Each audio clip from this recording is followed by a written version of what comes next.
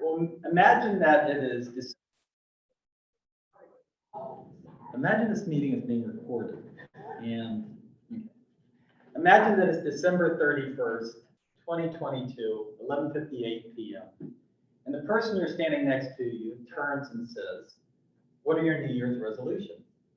Well, by now you've already had a few adult cocktails, maybe a lot of adult cocktails. You're not thinking clearly. So you just spout out the generic answers. I want to lose weight. I'm going to ask my boss for a promotion. I'm going to stop drinking so much. And then a few days later, you just forget about it. You say, I'm not going to do that. Because mostly resolutions are contracts with ourselves, and we can negate them if we want to. But my challenge to you is to start thinking about them now, to put some thought into them, write them down, make a roadmap. And let's start on November 1st instead of January, or December 1st instead of January 1st. And that way, on New Year's Eve, when somebody asks you what your resolutions are, you can impress them with what you have thought out, and you have a roadmap, and you can discuss it. And instead of calling them New Year's resolutions, we'll call them a you resolution. And we want to do this because I want to give you a few statistics about New Year's resolutions. And yes, we're getting an early start on them, but again, I want us to think about them now instead of the night of, when we don't really have much thought put into them. Now, the number one New Year's resolution is weight loss, diet. And number two is to save money. Now, most of us go out a few weeks later, buy a nice dinner and dessert, and get the big bill, and we're like, well, forget those two things. We're not going to lose weight or save money. But after 1 week, 75% of people are keeping their resolutions, which means 25% after a whole week didn't do it. And after 2 weeks, 71% of people have kept their resolutions. Sounds kind of good, but we still have 50 weeks to go. After 1 month, 64%, and after 6 months, less than half of the people at 46%. And it makes me think about these surveys. Like if you got a phone call on January 8th, and they asked you how you're doing with your resolutions, are you going to admit that you've already failed? Like, I don't know who these 25% of people are. I would definitely lie and say I've lost 10 pounds and saved 5,000. Like, I don't know. If I knew you, I'd be honest. But with some surveyor, I don't know how they get these surveys. But with that, throughout the night, if you want, or the day, if you'd like to tell us about your New Year's resolutions of the past, that they failed, that you were successful with them, and maybe let us know how you made them successful. And we're going to go ahead and get started with our invocation. Ronki, is she on? Ronki is not on. If she comes back on, we'll switch back over to her. So for the time, Laurency, are you going to be our timer? Yes. For now? Okay. Do you want to come up and explain your role? Sure. Thank you. I'm not going to leave this podium. Lecture. Thank you. As timer, fellow Toastmasters, we know that time is very important in most things that we do, especially when speaking. For us as Toastmasters, we have several speaking opportunities. One is during table topics. And during table topics, we like to, what we call, get in the green, which means when you see this green card, you've been speaking for 1 minute. Table topics is 1 to 2 minutes. At 2 minutes, you will see a red card, well, 1.5 minutes. Let me go through the whole thing, sorry. 1.5 minutes, you'll see yellow.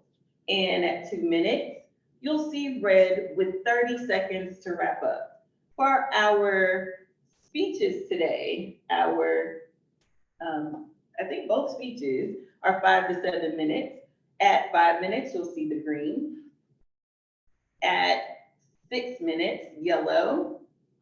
And 7 minutes, red with 30 seconds to wrap up. Now, I'm not sure how actually you won't see it this way because I'll use my little background over there to show the colors instead of this.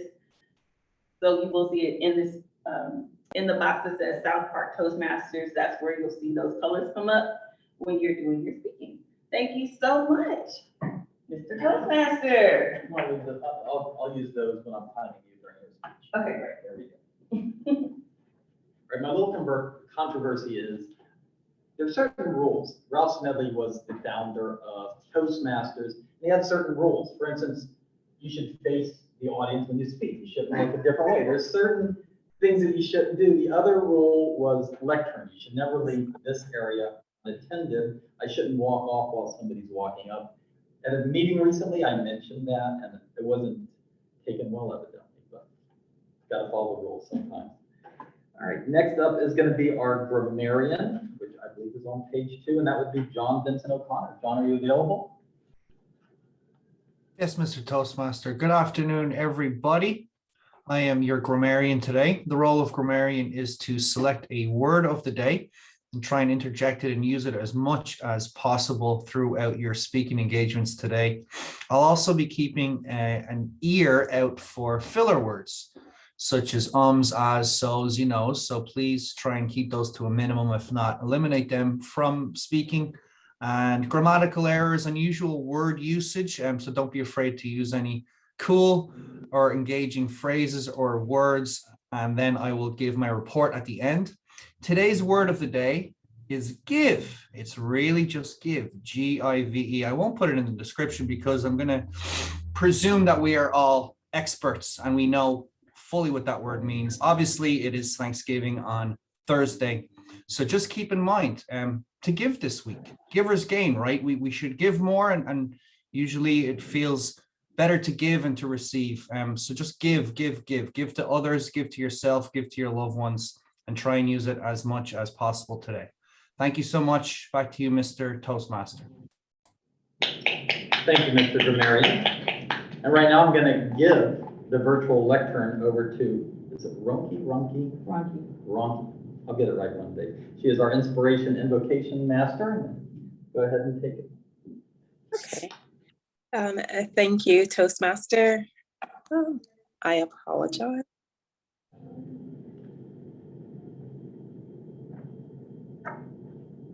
Okay, I apologize. I was receiving an interception in between. Thank you, Toastmaster and fellow Toastmasters and guest. Today, in the thought of Thanksgiving, but also to give to our audience and to give to everyone a word of gratitude as the season of Thanksgiving approaches. This is a quote by William Arthur Ward. Gratitude can transform common days into Thanksgiving, turn routine jobs into joy, and change every ordinary opportunity into blessings. Thank you. Thank you, Toastmaster Ronki. Appreciate it. And with that, we are going to go ahead and start with our speeches. We do have 2 speakers, but it looks like we only have one available this time, which is Valencia Timms.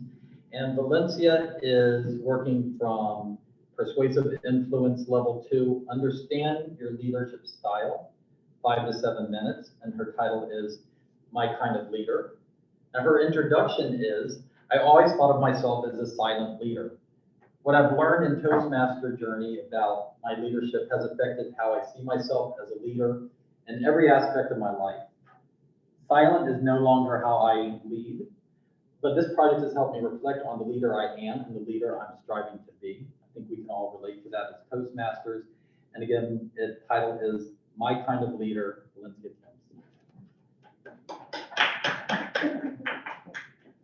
Thank you. Fellow Toastmasters, what kind of leader are you? Have you thought about that before? I've had the opportunity since becoming a Toastmaster to go through the module to answer this question 3 times. The first time I took the assessment, it told me that I was an innovative leader. And I love that word, innovative. Actually, the project that I was working on, or the pathway that I was working on, was innovative planning at the time. So innovative, ooh, I love that. What does that say about me? Well, it says that I'm less effective when risks taken by my team members are apprehensive. Like if they have to take risks, they're like, no. And it's most effective when solving complex problems when you're an innovative leader. And I think that at the time, the team that I was on, that was the most effective leadership style that would work for that team. So fast forward, the next time I took this quiz or the assessment, it said that I was a coaching leader. And I was like, you know what? I can see that. I can see that in me. I like coaching. I like taking the lead and guiding people and giving them information and building them up and encouraging them. And sometimes people don't even know what their strengths are. So sharing that with people was really important to me. And that was at the top coaching. But it ranks each one on a certain level. And you may have little pieces of others too. So that might not be your strongest one. But at the time, I think this was right for me. So this time, the third time, me taking the assessment, and I might take it again, I might take it again. But this time when I took the assessment, it came back and said that I'm a democratic leader. What does that mean? Well, I started thinking about it, and I think I learned something really important about myself with this time taking the assessment. And that is when I'm a part of a team that all come together with their expertise and we all have the same mission or similar, and we're working towards similar goals, we are the most successful. That's when I show up as the most successful leader. If I have to drag the people along in my team, first of all, let me just be honest, I want to quit. I don't want to be on your team anymore. If you don't show up to win, I'm like, hello, people, wake up, let's get this done. And it's exhausting for me to have to continuously bring people along. And I think I've left several jobs because of that now that I reflect on it. If I'm part of a team that they're just not motivated, and in technology, I've worked with people who've been there for 30 years and we've done this way forever. And here you come with your ideas. Yes, because technology is constantly changing. What can we do to improve? That is a passion of mine. But I've worked several times with people who are just like, don't have her in here. She asks too many questions. But I didn't know that it has something to do with this leadership style being democratic. Now, this is what Toastmasters says about a democratic leader. They say, I am ineffective, and I pulled out the ineffective and most effective parts. There's more that they give you, but it says, I am ineffective when time is limited or the team does not have knowledge or expertise. So if I'm working with people and we have a limited time to get something done and they're not really on board, then I'm not going to be as effective. Or if they don't really have the knowledge to get it done or the expertise to get it done, I'm not going to be as effective. And then it says, I'm most effective when knowledge of the entire team is needed to solve the problem. So everybody's going to bring something to the table. If there's someone there who doesn't have anything to bring to the table, or multiple people there like that, I'm probably not going to be that most successful leader.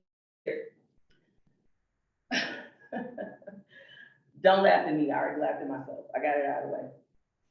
Right now, I am serving in leadership positions so many places. This year, I don't know what I was thinking. This is what I did. I joined 3 Toastmasters clubs. I became VP of Public Relations in 3 Toastmasters clubs. I became a club coach for another Toastmasters club. So what that means is I'm in meetings in 4 Toastmasters clubs right now. Whew, being a club coach is hard. Now, I'm not going to tell you that it's not worth it, but because I'm a democratic leader, what I need from my team is for all of us to come together and make this successful, right? If that's not happening, I'm not succeeding. And I'm really hard on myself about this. Those are my Toastmasters leadership levels on the club level, roles on the club level. On the district level, I'm also serving as the youth leadership coordinator. What were you thinking? I've taken on all these roles. this year. Very excited about it. However, I am feeling somewhat overwhelmed. And I know I'm gonna have to quit something before long. But the other thing that I'm doing right now in leadership in church is I am serving as a class leader in my church. We have 12 classes, and I'm a class leader this year, as well as the young adult director. Whew. I am exhausted. But what I do get to do is work with talented, educated, smart, skilled people, knowledgeable people. I'm learning from these people in all of these situations, and I'm growing, and I can feel it, and I can see it when I've rested. But sometimes, it gets hard. But this has been a challenge for me. But knowing this, and I challenge all of you to find this out, what kind of leader are you? Are you a democratic leader like I am? Do you thrive when you're serving with a team that brings equal level of expertise and skills? Or are you good at pulling people along? Ask yourself that question. I challenge you. Thank you, fellow Toastmasters. Thank you for coming. Oh, okay, thank you. All right, I'm gonna give a quick timers report. Valencia came in at 7:07, qualifies. And it looks like we do not have speaker number 2. And we're gonna, well, first Valencia, so what you're saying is you give a lot to other people? I give a lot to other people. All right. For the word, I was listening for the word of the day. I didn't hear it. So I want to make sure you got it. John, I don't know if you heard her. She does give a lot to other people. All right. We're going to go ahead and move into our table topics. And I believe that is Carla Sherry. Going to be our table topics master.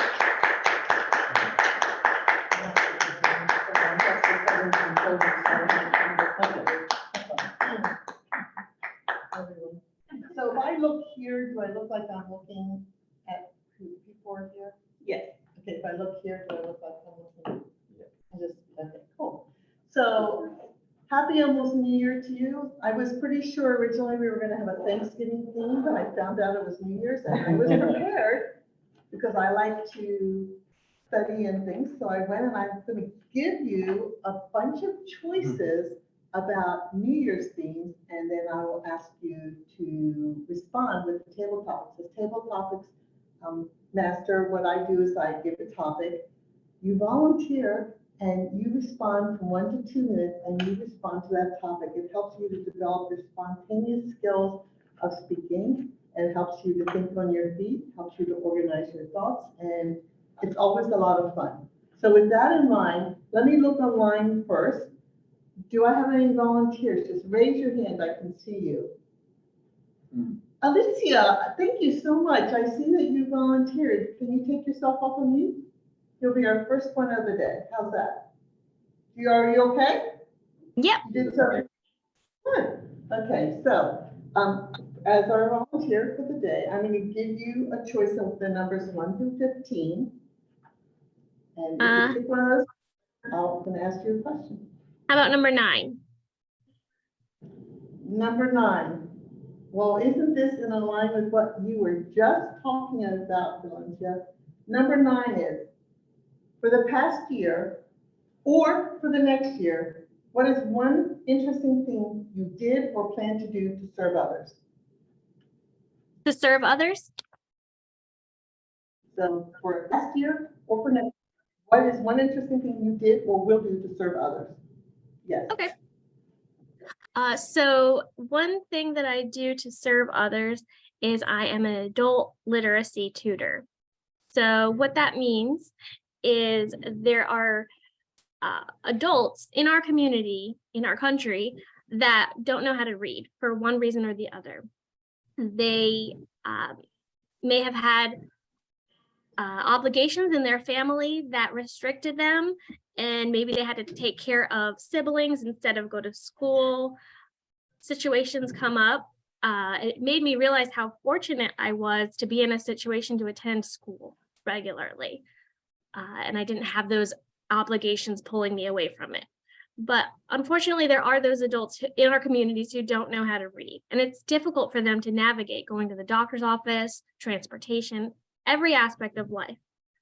So what I do is I tutor adults. I work with the same adult every week and I tutor him, and it's amazing to see the progress that he's made over the years. In the beginning, we were just at the very beginning stages of the alphabet, those basic literacy skills. And now, about 2 years later, he is reading on his own a short story, which is amazing to me. I'm blown away when I see him reading independently. That's amazing to me. And it's taken a long time and a lot of perseverance and patience. And it's just amazing to see the drive that's in him. And it's very rewarding to me to give that because I receive a lot in return. I feel very rewarded in seeing his progress and seeing him encourage his children to learn to read as well. So that's what I like to give. Wow, thank you so much. That's a beautiful story and something we can all look into if we want to find a different way to give this next year. Maybe we can learn how to do that if it's something that we have a lot of free time to do. We're not doing things in other ways. Okay, do I have someone here who would like to volunteer? Jennifer, you look like a good volunteer. Can you come on down? And while you're coming down, think of number 1 through 15, but not the number 9. Oh, okay. Mm-hmm.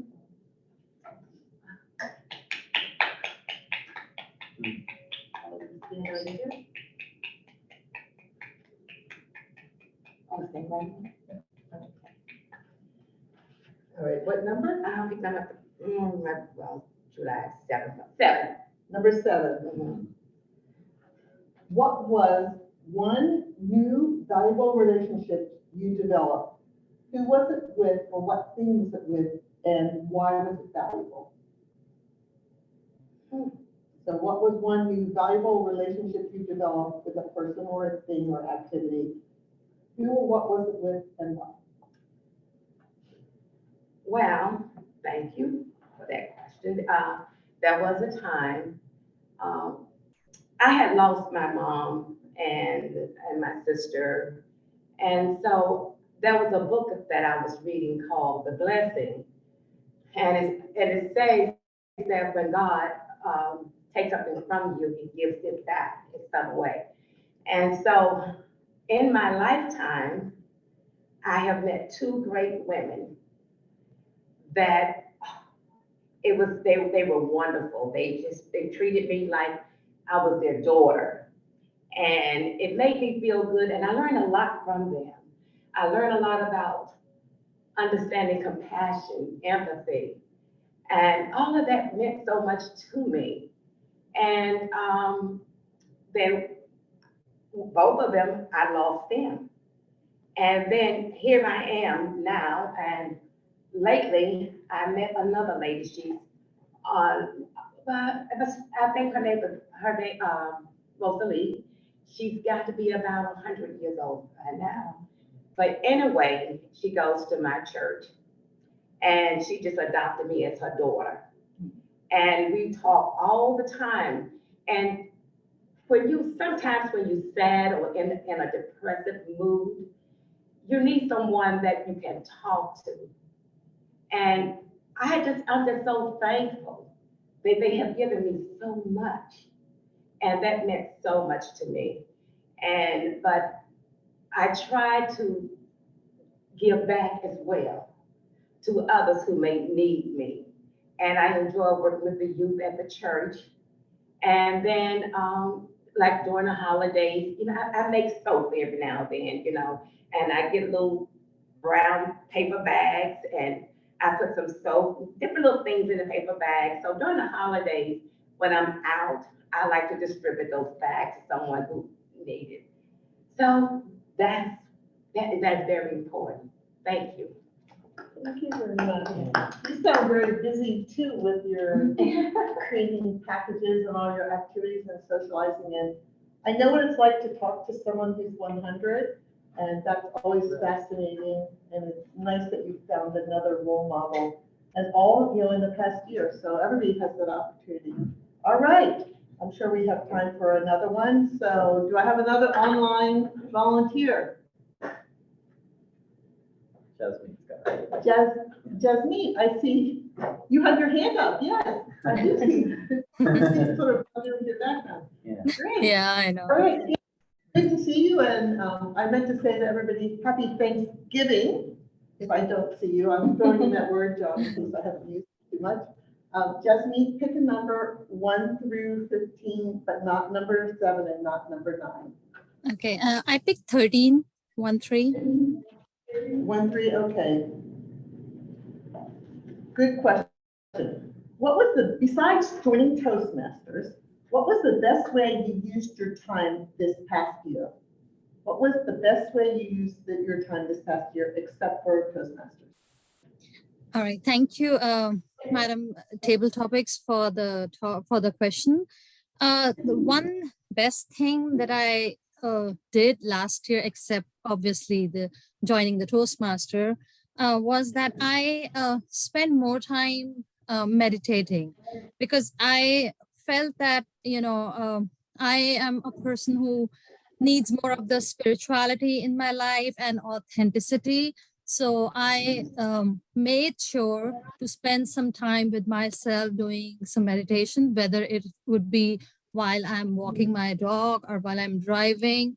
And that has helped me a lot to stay, to stay calm when interacting with my kids, which is not easy. I have a teenager and a 9-year-old, and I do lose my cool, if very often with them. So that has helped me stay calm and focused. And that has also helped me in my work, to be present and also to be my most authentic self.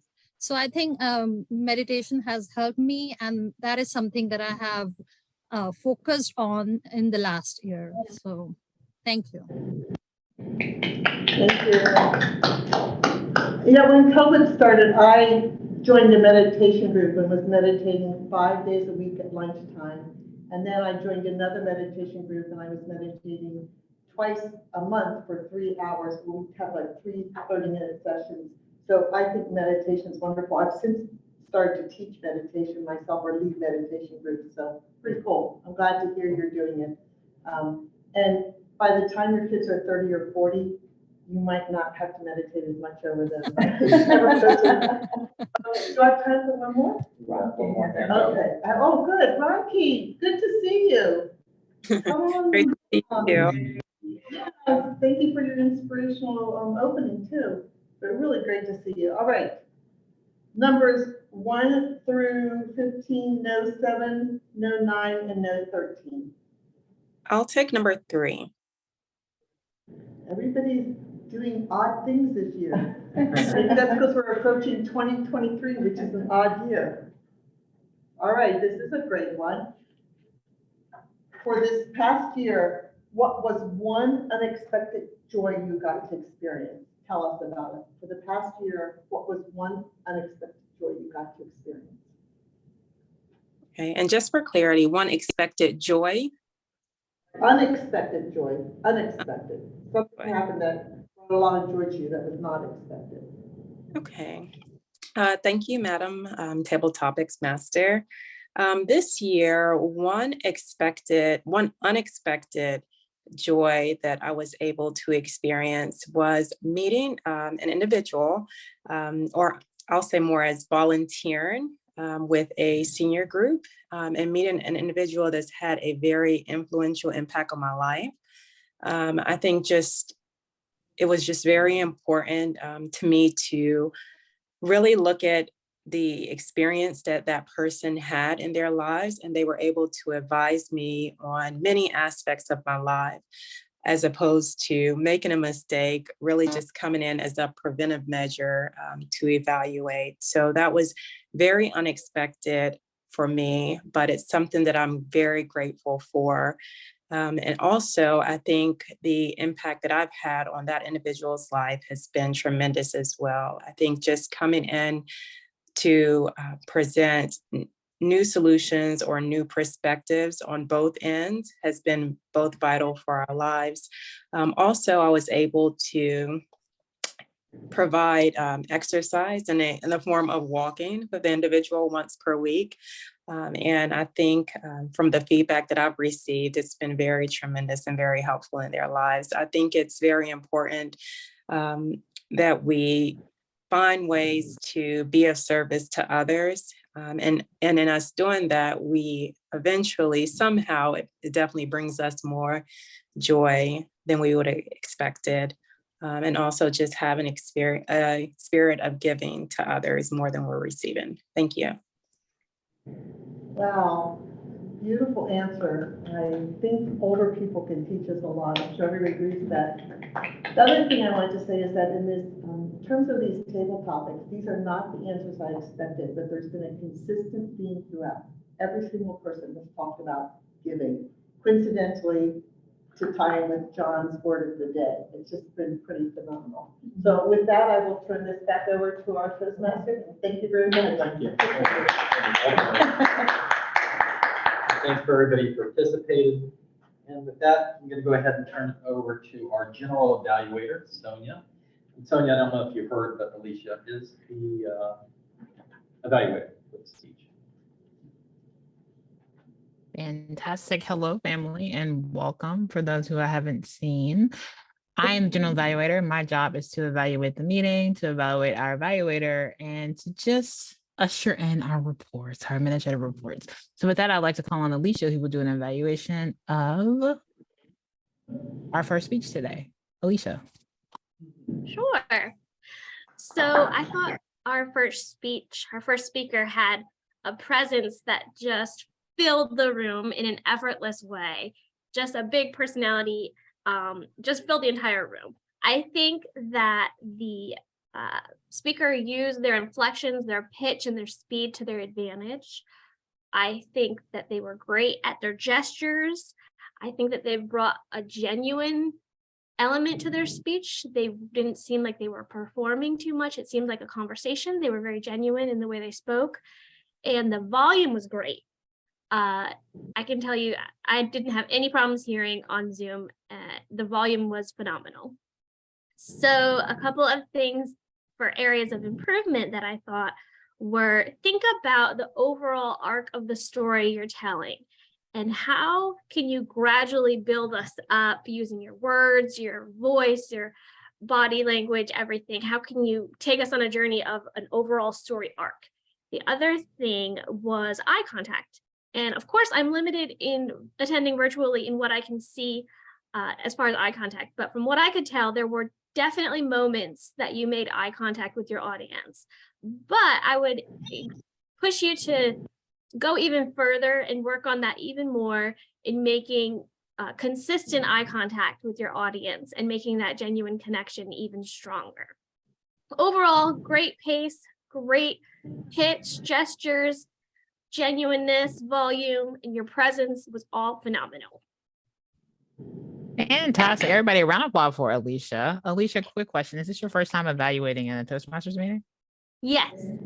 All right, family. Well done, Alicia. Thank you so much for that. Next up, I'm gonna ask for our timers report.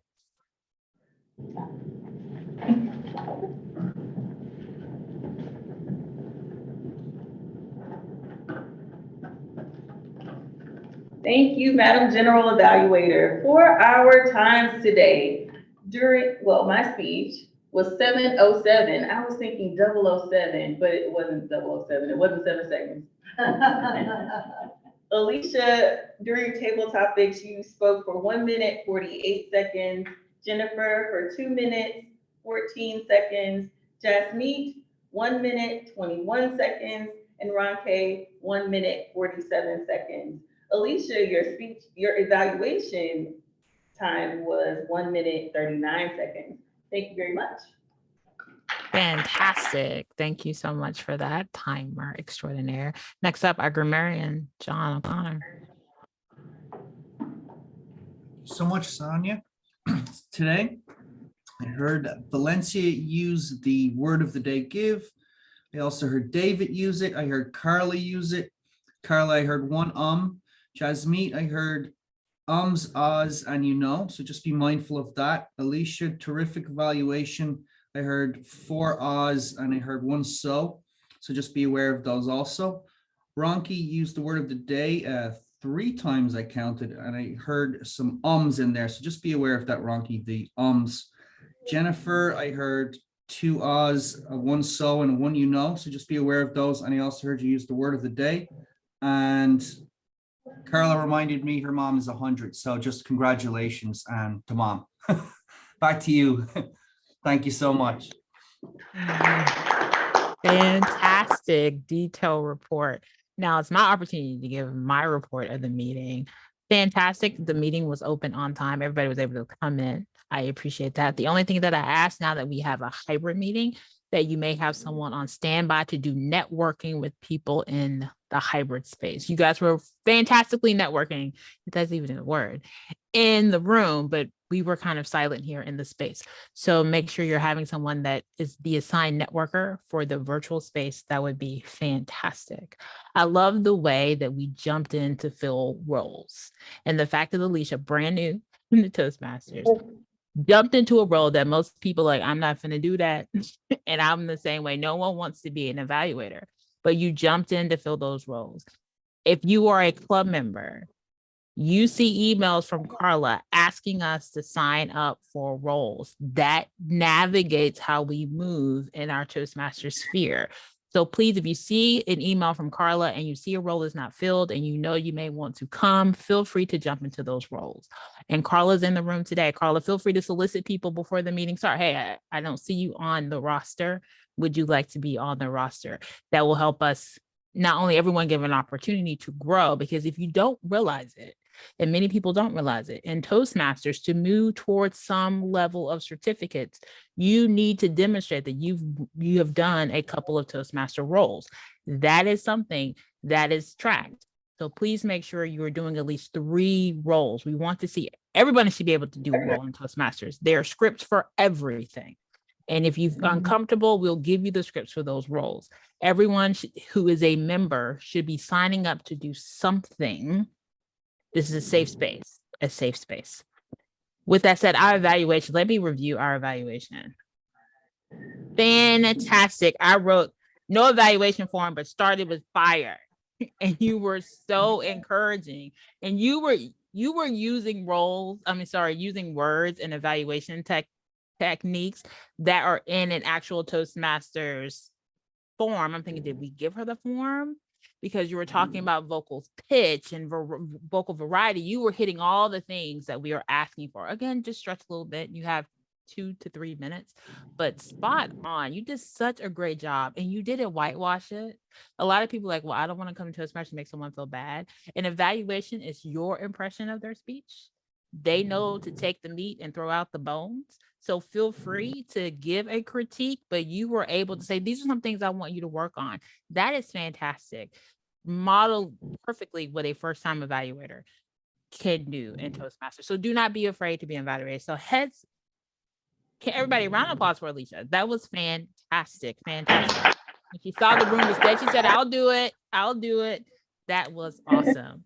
In terms of Carla, thank you for always being thought-provoking when it comes to our table topics.